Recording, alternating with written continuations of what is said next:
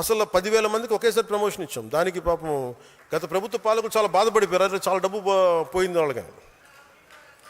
So అలాగే ఉదాహరణకి అంటే ఎంత డీప్గా ఉంటుంది అంటే,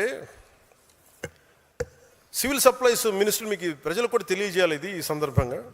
ఉదాహరణకి పేదల కడుపు నింపేందుకు ప్రభుత్వం పీడిఎస్ ద్వారా రేషన్ బియ్యం అందిస్తుంది. దానిని అక్రమంగా విదేశాలకు తరలించే పరిస్థితులు ఉన్నాయి. గౌరవ పౌర సరఫరాల శాఖ మంత్రి పిఎస్సి చైర్మన్ నాదెండ్ల మనోహర్ గారి నేతృత్వంలో కాకినాడ పోర్టులో 1000 టన్నుల బియ్యాన్ని అక్రమాన్ని అడ్డుకున్నాం. ఎలా ఉంటుందంటే, ఎవరు అంటే చెట్టు ముందా విత్తు ముందా అన్నట్టుగా ఎవరు తప్పు దీంట్లో అంటే స్మగ్లర్లదా, రైస్ స్మగ్లర్దా, మిల్లర్లదా అనుకుంటే మీకు తెలియజేస్తాను.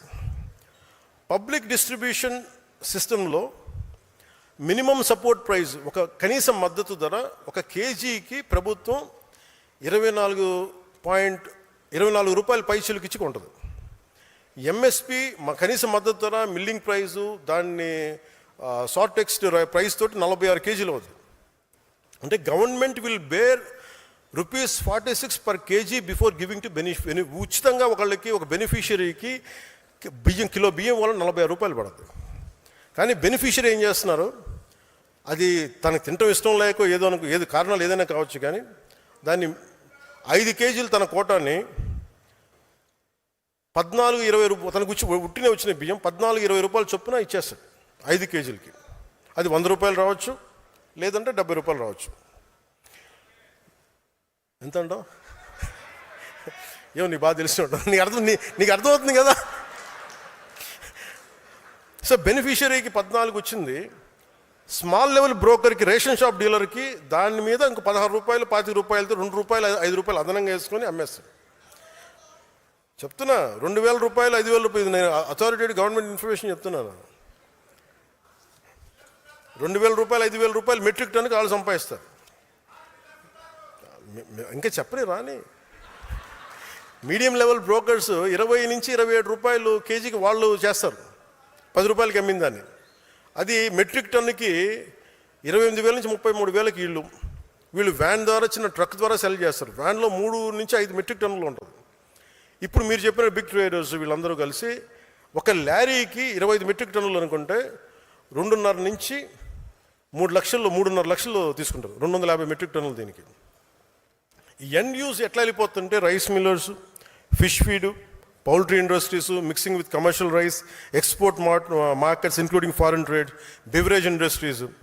ఒక్కొక్క షిప్లో ఎలా వెళ్తే 40,000 మెట్రిక్ టన్నులు వెళ్తే బల్క్ స్కామ్ ఇది. ఒక షిప్కి 4 నుంచి 5 కోట్లు స్కామ్ చేస్తారు ఒక షిప్కి. మనం సీజ్ ద షిప్ అంటే 6 వారాలు ఆఫ్ చేయగలిగాం. 5 వారాలు సార్, 5 వారాల ఒక 5 వారాలు ఆఫ్ చేయగలిగాం. ఎందుకంటే మళ్ళీ దాంట్లో నిజంగా ఎక్స్పోర్ట్ చేసే రైస్ కూడా ఉంటుంది.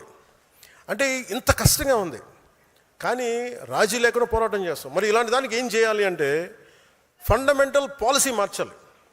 అది కేంద్ర ప్రభుత్వంతో కూర్చుంటామా, మిగతా ప్రభుత్వాలతో కూర్చుంటామా, అసలు కేంద్రం దీన్ని దృష్టిలో పెట్టాలి. సో అందుకని ర్యాండమ్గా మీరు ఒక నినాదం కింద చేసేయకండి. ఎందుకు చెప్తున్నా అంటే, ఏ సందర్భంలో చెప్తున్నానంటే, ఇది మేము అవినీతిపైన రాజీ లేని పోరాటం అంటే వీ హ్యావ్ టు పరిష్కారాలు ఎతకగలగాలి. ఇది ఎందుకు ఉత్పన్నమైంది, ఎందుకు వచ్చిన సమస్య, దీన్ని ఎలా సర్దగలం, దాని మీద మనం ముందుకు తీసుకెళ్ళాలి. అందుకని మీరు ఈ అవినీతిపైన రాజీ లేని పోరాటానికి మీరు నిజంగా ప్రజలకు, సగటు మనిషికి ఇబ్బంది అవుతుంది అనుకున్నప్పుడు, ఒక చిన్నపాటి ఇల్లు కట్టుకోవాలనుకున్న మేము లంచాలు అడుగుతుంటే ఎదురు తిరగాల్సిందే, ఇవ్వమని మొరాయించాల్సిందే. దానికి జన సైనికులు, దానికి సాధకులు కానీ, ఉద్యములు కానీ మీరు నిలబడాలి. మీరు అండగానే ఉంటేనే ప్రజల్లో మార్పు వస్తుంది. దానికి మీకు అండగా ఉంటాం మీరు చేస్తే. ఓకే, ఇంక చివరిలో నేను మాట్లాడగలిగేది అలయన్స్ది. జనసేన అలయన్స్ ఎలా స్టార్ట్ అయింది. ముఖ్యంగా మొన్న తమిళనాడు ఎలక్షన్స్ వచ్చి ఆయన ముఖ్యమంత్రిగా నన్ను చంపేస్తారు అందరం. దాని పరిస్థితులు వేరు, మన పరిస్థితులు వేరు.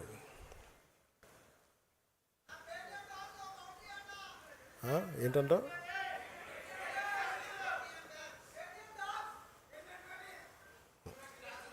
అంటే ఎందుకు చెప్తా అంటే, దాని పరిస్థితులు వేరు, మన పరిస్థితులు వేరు.